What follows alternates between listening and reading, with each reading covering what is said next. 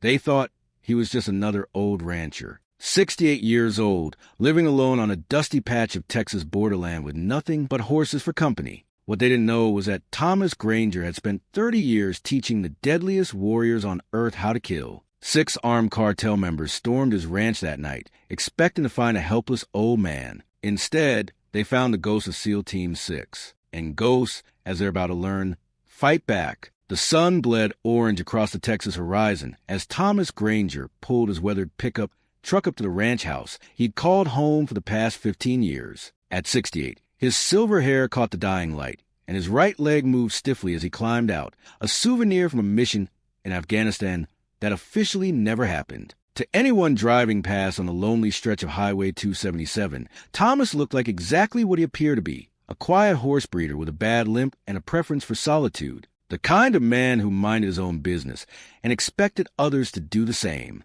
But appearances, as Thomas had learned in 3 decades of military service, could be deadlier than bullets. Inside his barn, between the hay bales and horse tack, hung a framed newspaper clipping that told a different story. The headline read, "Local hero trains elite U.S. Navy SEAL team. Operation not disclosed." The photo showed a younger Thomas in military fatigues, his eyes harder and hungrier than they were now, shaking hands with a group of stone-faced warriors who would go on to become legends. That was another life. A life he left behind when his wife, Sarah, died of cancer 5 years ago, when the ranch became less a retreat and more a refuge. Now he raised horses instead of warriors. He taught trust instead of tactics. He chose peace over the endless war that had defined his younger years. But peace, Thomas was about to learn, was a luxury not everyone was willing to respect. 50 miles south, across the border in a smoke-filled cantina that served as an unofficial headquarters for the Vega Cartel, Carlos Vega slammed his fist on a wooden table hard enough to make the beer bottles jump.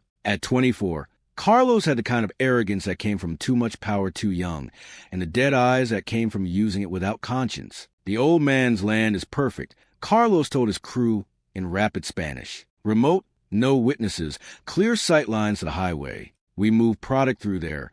We own this entire corridor. Miguel, his lieutenant, shifted uncomfortably. Maybe we should ask around first. Find out who what? Carlos laughed, and his 5 men joined in with the nervous laughter people who knew better than to disagree. It's one old gringo with a limp.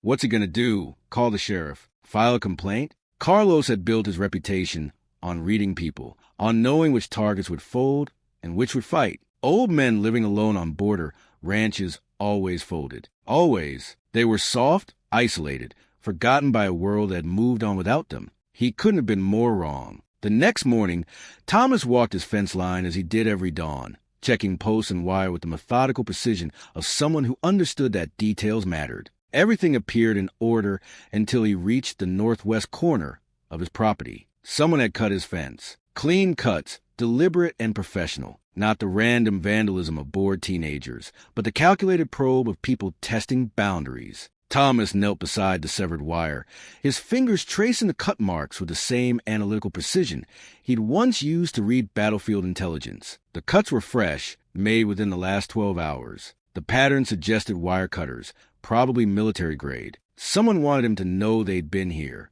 As he stood, favoring his bad leg, Thomas's eyes swept the horizon with the practiced scan of someone who spent years looking for threats in empty landscapes. In the distance, dust clouds marked the passage of vehicles on roads that rarely saw traffic. He pulled wire cutters from his back pocket and began repairs, his movements economical and practiced. But something had changed in those steel blue eyes, a sharpness that hadn't been there the day before, a readiness that came from muscle memory older than the ranch itself. That evening, Thomas found one of his horses, a gentle mare named Belle, bleeding from a shallow cut on her flank. The wound wasn't fatal, just deep enough to send a message. Someone had been close enough to touch his animals, to hurt what mattered to him. As he cleaned and bandaged the wound, speaking in the gentle tones that had always calmed spooked horses, Thomas felt something stir in his chest that he hadn't felt in years. Not fear. He'd forgotten how to feel fear sometime around his 100th combat mission. No, this was something else. Something that made his hands steady and his breathing slow. This was the feeling of a predator realizing he was being hunted by prey. From a hill overlooking the ranch, Carlos watched through binoculars as the old man tended to his injured horse. Everything about Thomas Granger screamed weakness to him. The careful way he moved, protecting that bad leg, the gentle way he handled the animals, the isolation that marked him as a man the world had forgotten. Look at him, Carlos told Miguel. Pathetic. Tomorrow night, we make our move. By dawn, this land belongs to us. Miguel nodded, but something in his gut told him this was wrong. The old man moved like he was hurt, yes, but there was something else in his movements. Something that reminded Miguel of the way his grandfather had moved. Carefully, deliberately, like a man who'd learned that every action had consequences. But Carlos was already walking back to the truck, already planning the raid that would secure their new smuggling route. And Miguel, like the good soldier he was, followed orders. Neither of them noticed the small device Thomas had planted near the cut fence that morning, a motion sensor, military grade, that would alert him the moment anyone crossed onto his property. Neither of them saw the subtle way Thomas had positioned his truck when he parked it that evening, angled for a quick escape, engine pointed toward the road. And neither of them understood that Thomas Granger hadn't survived 30 years of classified missions by being the gentle horse breeder he appeared to be. Storm clouds gathered on the horizon as Thomas walked back to his house that night, his limp more pronounced in the gathering darkness. But his eyes remained sharp, scanning, calculating. The storm wasn't coming from the sky. It was coming from the south, in the form of 6 armed men who thought they were hunting a helpless old man. They had no idea they were about to become prey. The next morning brought more than just the Texas sun. It brought escalation. Thomas discovered his water line had been cut during the night, a clean slice that would take hours to repair and cost him hundreds in wasted water. But it wasn't the money that concerned him. It was the message. Someone was systematically dismantling his life, piece by piece, testing how much he would tolerate before breaking. They were about to find out that Thomas Granger didn't break. He bent, he adapted, he endured. But he didn't break. As he worked to repair the water line, sweat beating on his forehead under the climbing sun, Thomas allowed his mind to shift into a gear it hadn't accessed in years. Not the gentle horse trainer who spoke in soft tones and moved with careful patience, but the tactical instructor who had taught America's deadliest warriors how to think 10 steps ahead of their enemies. The pattern was clear now: probing attacks, escalating pressure, designed to make him abandon his property or call for help that wouldn't come in time. It was textbook intimidation, the kind he'd seen used against civilians in a dozen different countries where official wars had never been declared. The difference was that Thomas wasn't civilian. He never had been. That afternoon, he found his goat, a gentle old billy named Hector who'd been Sarah's favorite, slaughtered and left in his driveway. The kill was messy, cruel, designed for maximum psychological impact rather than efficiency. Amateurs, Thomas thought as he wrapped Hector in a tarp. Professionals would have made it clean, quick. This was theater. But as he buried the goat behind the barn, something shifted in Thomas's chest. The gentle part of him, the part that had retired to this ranch to heal from decades of violence, curled up and went quiet. What emerged in its place was older, harder, and infinitely more dangerous. By evening, someone had spray-painted a message on his barn in red letters that dripped like blood. Vito Muir. Leave or die. Thomas stood before the graffiti as shadows lengthened across his property, his steel-blue eyes tracing each letter with the same analytical precision he'd once used to decode enemy communications. The paint was still wet, which meant they'd been here within the last hour. Bold, confident, stupid, he walked into his house and made a phone call to the Maverick County Sheriff's Department. Sheriff Collins, this is Thomas Granger out on the old Henderson place. I'm having some trouble with trespassers. Yes, I'll hold. 20 minutes later, Sheriff Bobby Collins arrived in a cloud of dust and skepticism. At 52, Collins had the soft gut and skeptical eyes of a man who'd spent too many years dealing with property disputes between stubborn old-timers and teenage vandals. Spray paint and a dead goat, Collins said, shaking his head as he surveyed the damage. You sure this wasn't just kids acting out? Maybe some illegals passing through? Thomas fixed him with a stare that made Collins suddenly uncomfortable, though he couldn't say why. Sheriff, someone cut my fence, my water line, killed my livestock, and threatened my life. That sound like kids to you? Collins shrugged, already backing toward his patrol car. I'll file a report, Tom. But unless you got witnesses or evidence, there's not much I can do. Maybe consider getting yourself a security system. Or better yet, maybe it's time to think about moving closer to town. This border country ain't what it used to be. As the sheriff's car disappeared down the gravel road, Thomas allowed himself a thin smile. He was on his own, just like he'd expected, just like he preferred. He walked back into his house and opened a door that led to the basement, a basement that officially didn't exist on any building permit or tax record. The stairs creaked under his weight as he descended into a room that told the real story of Thomas Granger. The walls were lined with weapons that hadn't been manufactured for civilian use. Night vision equipment, tactical communications gear, and enough ammunition to supply a small army. In the center of the room sat a desk with 3 computer monitors and radio equipment that could reach anywhere in the world. Thomas settled into a chair that had been custom-built to accommodate his injured leg and began making calls, not to the sheriff or the FBI, or any official channel that would take weeks to respond and probably make things worse. He called ghosts. The first number he dialed belonged to Marcus Tank Rodriguez, who'd earned his nickname by walking through an IED blast in Iraq and still completing his mission with concussion and 3 broken ribs. Tank now ran a private security firm in Colorado, but he answered Thomas's call on the second ring. "Holy shit, Ghost." Tank's voice crackled through the encrypted line. "I thought you were dead." "Not yet," Thomas replied, "but someone's working on it. I need a favor." Tank. The second call went to Elena Vasquez, who could put a .50 caliber round through a dime at 800 yards and had once saved Thomas's life during a mission in Somalia that had never officially happened. She was running counterintelligence training for Homeland Security these days, but she still owed Thomas for that night in Mogadishu. Ghost. Her voice was warm with affection and sharp with concern. "What's the situation?" "Cartel probes," Thomas said simply. "They think I'm just another old man with a ranch." Elena's laugh was cold as winter steel. "Oh, they have no idea what they just stepped in." The third call was to James Prophet Washington, who'd earned his nickname by predicting enemy movements with an accuracy that bordered on supernatural. Prophet had been medically retired after taking shrapnel in Afghanistan, but his mind was still the sharpest tactical instrument Thomas had ever encountered. "You need us to come out there?" Prophet asked after Thomas explained the situation. "Not yet," Thomas replied, "but I want you on standby. This escalates. I'll need my team." "Your team?"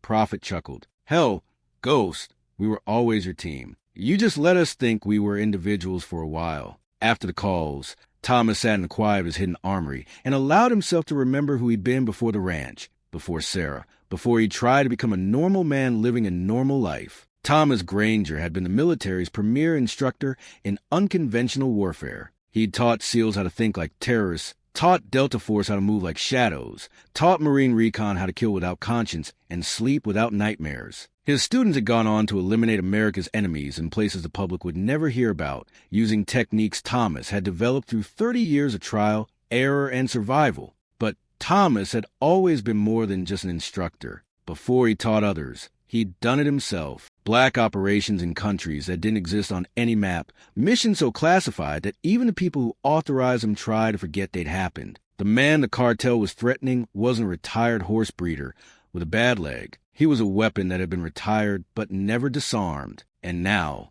after 5 years of quiet peace, Thomas Granger was about to remember what he'd been built for. That night, as Carlos Vega and his crew prepared for their raid, confident that they were about to claim territory from a helpless old man, Thomas made his final preparations. He checked his weapons, tested his communications, and activated security systems that hadn't been used since he'd moved to the ranch. Motion sensors, thermal imaging, sound amplification, all military grade, all connected to a central command system in his basement that would give him eyes and ears across his entire property. The last thing Thomas did before trying to get some sleep was place a framed photograph on his nightstand. It showed him and Sarah on their wedding day, both young and full of hope for a future that would be quieter than his past. "I'm sorry, darling," he whispered to the photograph. "I tried to be the man you wanted me to be, but it looks like they need the man I used to be." Outside, the wind picked up, carrying the scent of rain and the promise of violence. Carlos Vega's crew was moving into position,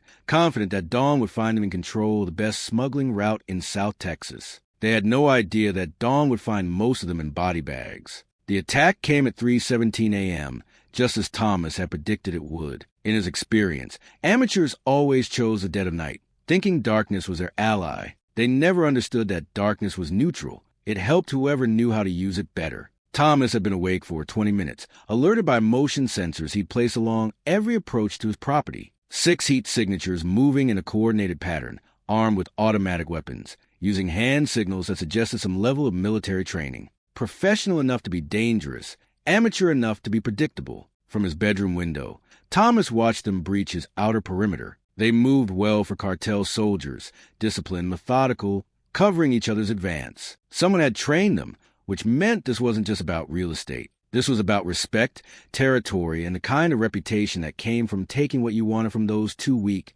to stop you. Carlos Vega led the assault personally, his pride demanding that he be the one to break the old man who dared to ignore his warnings. Behind him came Miguel and 4 others, all armed with assault rifles, and the kind of confidence that came from never having encountered real resistance. They cut through Thomas's front gate, like it was made of paper, then spread out in a tactical formation that would have impressed their instructors. The plan was simple: surround the house, overwhelm any resistance, and establish dominance through superior firepower and numbers. What they didn't know was that Thomas had been watching their approach on thermal imaging from the moment they'd entered his property. Every step they took was predicted, anticipated, and countered before they even knew they were walking into a trap. The first sign that something was wrong came when Carlos reached the front door and found it standing open. Not kicked in, not broken, just open like an invitation. The second sign was a silence. No panicked old man calling for help, no sound of someone trying to hide or escape.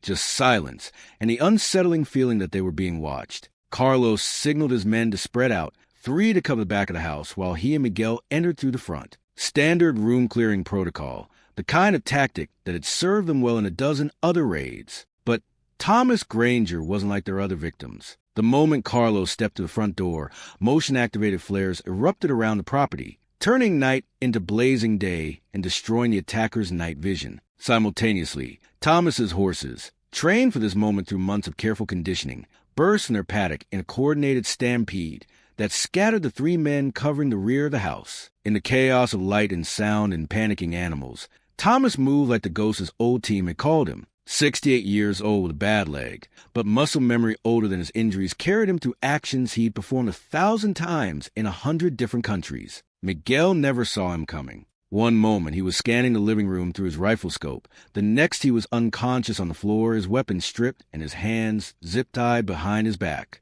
Non-lethal force, precisely applied, just like Thomas had been teaching for 3 decades. Carlos spun at the sound of his lieutenant hitting the floor, but Thomas was already gone, melted back into shadows that the flares couldn't reach. For the first time in his career as a cartel enforcer, Carlos felt something he'd never experienced before. Fear. Miguel, he called out, his voice cracking slightly. Miguel responded. Silence. Outside, the 3 men who'd been scattered by the horses were trying to regroup, but Thomas had activated sprinkler systems that turned the ground to mud and created a smokescreen that made coordination impossible. One by one, they found themselves isolated, confused, and facing an enemy who seemed to be everywhere and nowhere at once. Javier, the youngest of Carlos's crew at barely 19, felt something press against the back of his neck and froze. A voice spoke behind him, calm and conversational, in perfect Spanish. Drop your weapon. Son, hands behind your head. You do exactly what I tell you,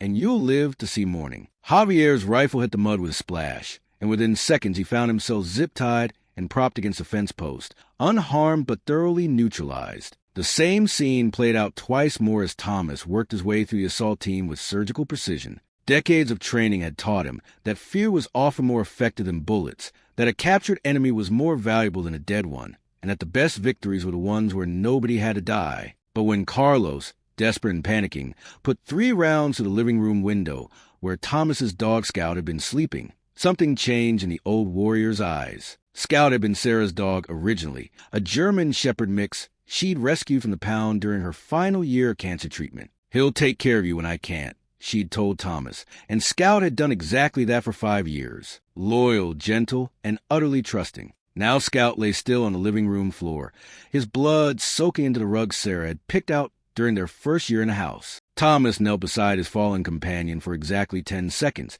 long enough to close the dog's eyes and whisper a promise that Carlos Vega would understand the consequences of killing innocents. When Thomas stood up, the gentle rancher was gone. What remained was a weapon that had taught SEAL Team 6 how to wage war in the shadows. Carlos never saw him coming. One moment, he was firing blindly into the house. The next, he was on his back in the mud, with a knee on his chest and the barrel of a .45 pistol pressed against his forehead. Above him, steel blue eyes stared down with the cold calculation of a man who'd killed professionally for 3 decades. You shot my dog, Thomas said quietly. Carlos tried to speak, but terror had stolen his voice. That dog never hurt anyone in his life, Thomas continued, his voice conversational despite the gun in his hand. He was sleeping, dreaming, probably. You killed him because you were scared and sloppy and wanted to make noise. Thomas reached into his pocket and pulled out something that made Carlos's eyes widen in recognition. A Navy SEAL trident, the golden badge that marked America's elite warriors. 27 years active duty,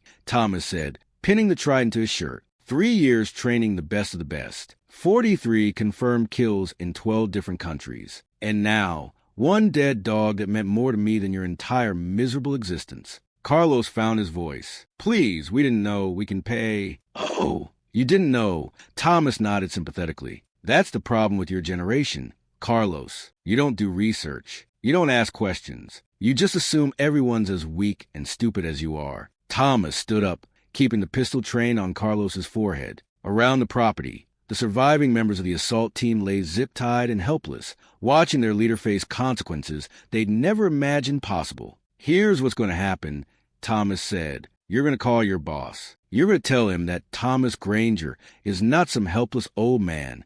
He can intimidate. You're going to explain that this ranch is protected by someone who's forgotten more about warfare than your entire organization will ever learn. Carlos nodded frantically. And then Thomas continued, you're going to disappear. All of you. Because if I see any of you on my property again, if I even hear rumors that you're operating in this county, I'm going to stop being the nice, retired old man who just wants to raise horses in peace. Thomas leaned down until his face was inches from Carlos's. And you really don't want to meet the other Thomas Granger. As if summoned by his words, the sound of helicopter rotors cut through the night air. Carlos looked up to see running lights approaching from the north, moving fast and low. Thomas smiled for the first time since Scout died, but it wasn't a pleasant expression. Right on time, he said. The helicopter settled onto Thomas's front pasture with the precision of a military operation, its rotors whipping up dust and debris that stung Carlos's eyes. As the engines wound down, 3 figures emerged from the aircraft, moving with the fluid coordination of a team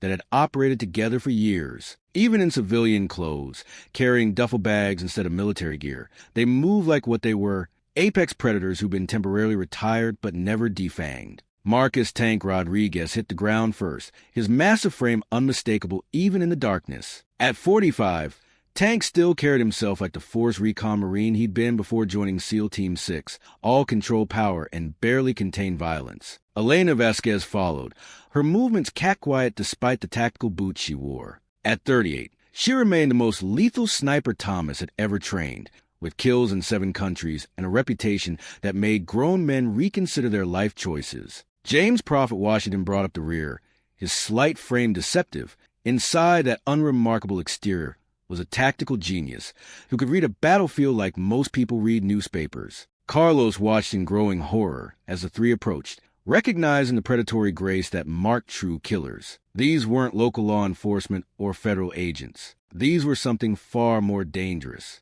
Ghost, Tank called out, using Thomas's old call sign. You started the party without us. Situations contained, Thomas replied, never taking his eyes or his pistol off Carlos. But I figured you'd want to see what we're dealing with. Elena knelt beside Miguel, who was just beginning to regain consciousness. She zip-tied his ankles with practiced efficiency, then checked his pupils for signs of concussion. Clean takedown, she observed. You haven't lost your touch. Old man. Who are you people? Carlos finally found his voice, though it came out as barely a whisper. Prophet smiled, but there was no warmth in it. We're ghosts, Carlos. The kind of ghosts that haunt people who hurt our friends. Thomas holstered his pistol and knelt beside Carlos, close enough that the younger man could see every scar, every line of experience etched into his weathered face. You want to know who we are?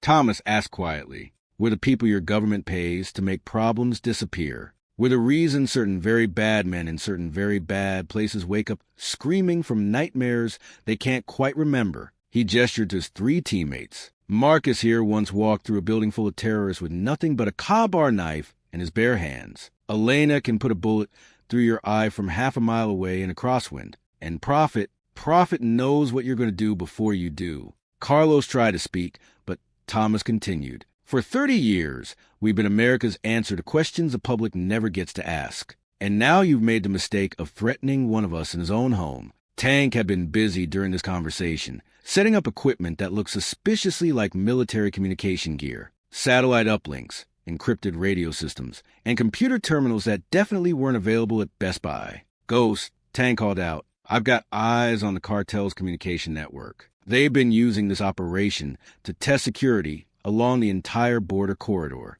Elena looked up from where she'd been photographing the captured weapons. Military-grade hardware, recent manufacture. Someone's been supplying these boys with serious firepower. Prophet studied aerial photographs on a tablet, his fingers tracing movement patterns and supply routes. This wasn't just about your ranch, Ghost. You were the test case. They succeed here.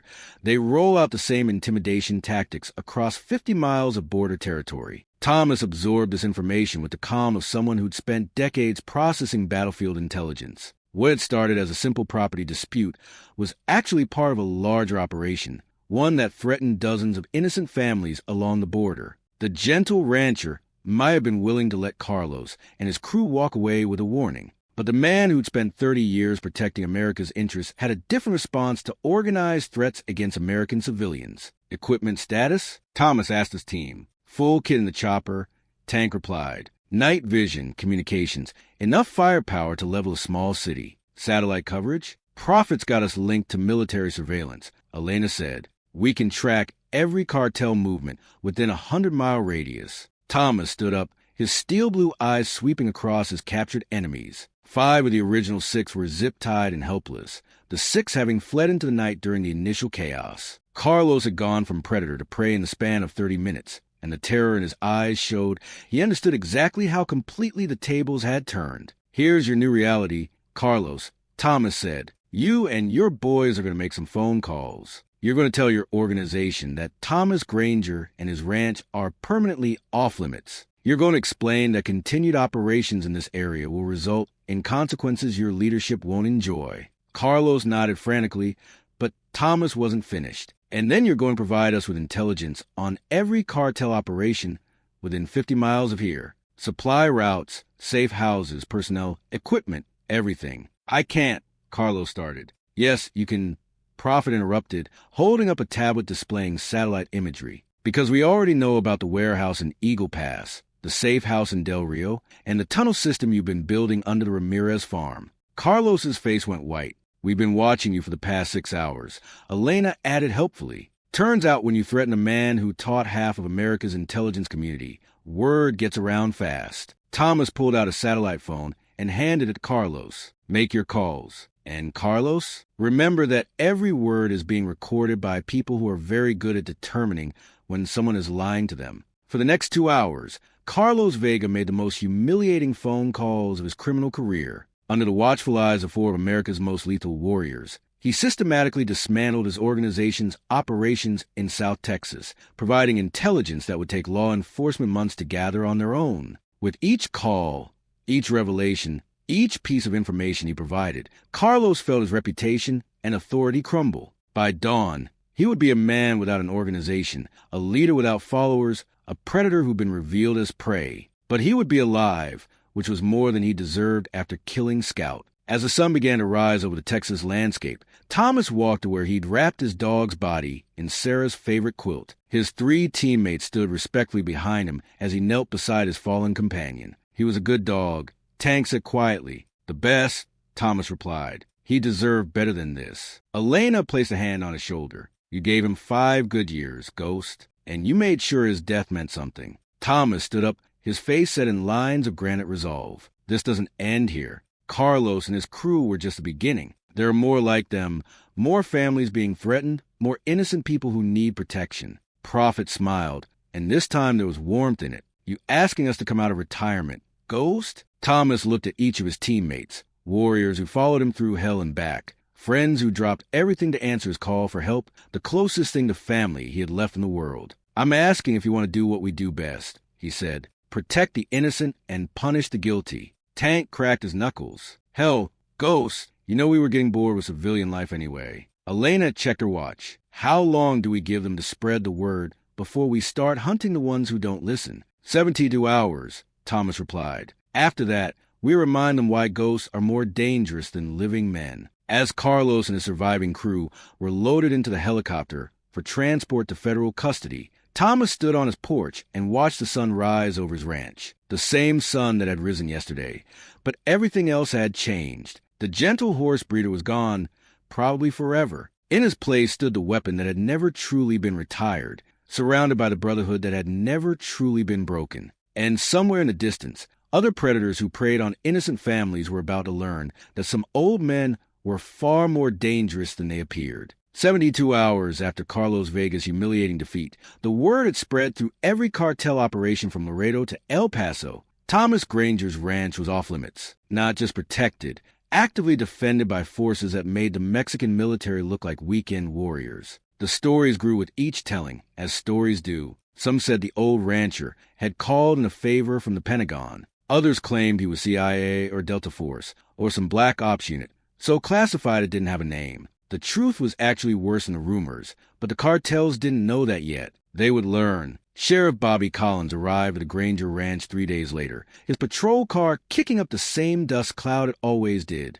but his demeanor considerably more respectful than it had been during his previous visit. Word had reached even his isolated corner of law enforcement that something significant had happened on the old Henderson place, something that had federal agencies asking questions and making phone calls. He found Thomas on the front porch, rocking in a chair that had been Sarah's favorite, watching the sun set over land that looked exactly the same but felt entirely different. The spray-painted thread on the barn had been scrubbed away, the cut fence repaired, the damage cleaned up as if the attack had never happened. But the small grave marker behind the barn, where Scout now rested beside Sarah's rose garden, told a different story. "Evening, Tom," Collins said, removing his hat with uncharacteristic deference. "Mind if we talk?" Thomas gestured to an empty chair. "Sheriff, what brings you out here?" Collins settled his bulk into the chair, which creaked ominously under his weight. "Well, Tom, I've had some interesting conversations over the past few days. FBI, DA, Homeland Security, all asking about what happened out here the other night. What did you tell them?" "Not much to tell." "Really?" Collins shrugged. "Some cartel boys tried to muscle in on your property, and they ran into more resistance than they bargained for.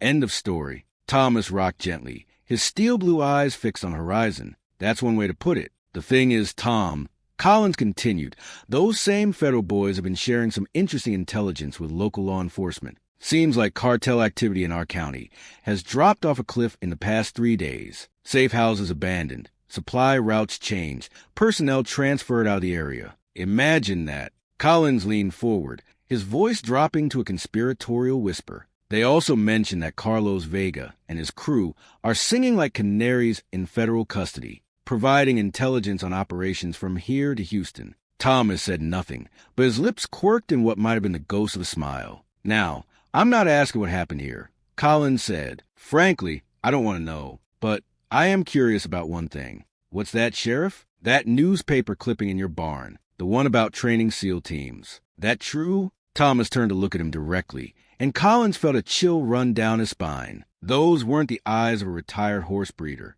Those were the eyes of a man who'd seen the world's dark corners and emerged victorious. "Sheriff," Thomas said quietly, "there are a lot of things in this world that are true, but not officially acknowledged. You'd be surprised how much of America's safety depends on people who officially don't exist doing things that officially never happened." Collins nodded slowly, understanding passing between them.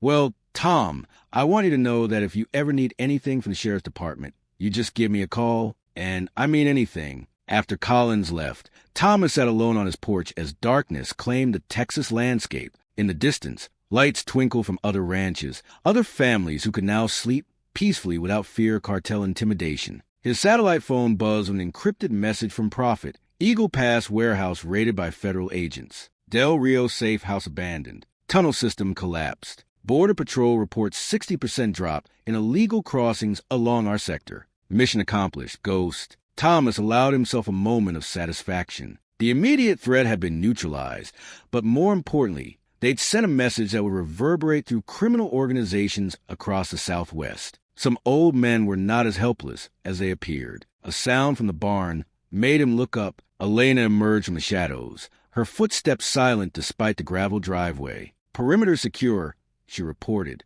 "Tank and Prophet are running final equipment checks before we move out." "Moving out?" Thomas asked. Elena smiled. You didn't think we were going back to our boring civilian lives after all this excitement, did you? Prophet identified 17 other border ranches that have been targeted for similar operations. Seems like our old skills are still in demand. Thomas stood up, favoring his bad leg, but moving with more purpose than he'd shown in years. And here I thought I was retired. Ghosts don't retire. Ghost, Elena said. They just go dormant until they're needed again. Tank's massive frame filled the barn doorway. Choppers fueled and ready. We got intelligence on a cartel operation targeting a family ranch near Brownsville. Single mother with 3 kids. Husband killed in Afghanistan 2 years ago. Thomas felt something stir in his chest, the same protective instinct that had driven him through 3 decades of military service. Some things were worth fighting for, worth killing for, worth dying for. The innocent always were. Load out in 5 minutes, he said. As his team prepared for their next mission, Thomas walked behind the barn to where 2 graves lay side by side. Sarah's headstone was weathered limestone, her name and dates carved simply but with love. Scout's marker was newer, a small wooden cross that Thomas had carved himself. I tried to be the man you wanted me to be, he said to Sarah's grave, but it turns out the world still needs a man I used to be. He knelt and placed his Navy SEAL trident on Sarah's headstone, the golden badge catching moonlight like a promise. Watch over us, darling. We got work to do. The helicopter lifted off 10 minutes later, carrying 4 ghosts toward their next mission. Below them, the Granger Ranch settled into peaceful darkness, protected now by a reputation that would keep predators away for years to come. In the distance, other families slept safely in their beds, never knowing that their protection came from a man who'd officially never existed, leading a team that had never been formed, carrying out missions that would never be acknowledged. But in the morning, when they woke to find their livestock unharmed, their fences intact, and their children safe, they would understand that something had changed in their corner of the world. The wolves had learned to fear the sheepdog, and the sheepdog, after 5 years of peaceful retirement, had remembered why he'd been born with teeth. Thomas Granger was no longer just a horse breeder with a limp and a stubborn streak. He was what he'd always been underneath the gentle exterior. America's answer to the kind of evil that thought it could prey on the innocent without consequence. The ghosts were back in the field, and the world was about to become a more dangerous place for dangerous people. Somewhere in the darkness below, other predators were about to learn what Carlos Vega had learned too late. Some old men are infinitely more dangerous than they appear. And Thomas Granger was the most dangerous of them all.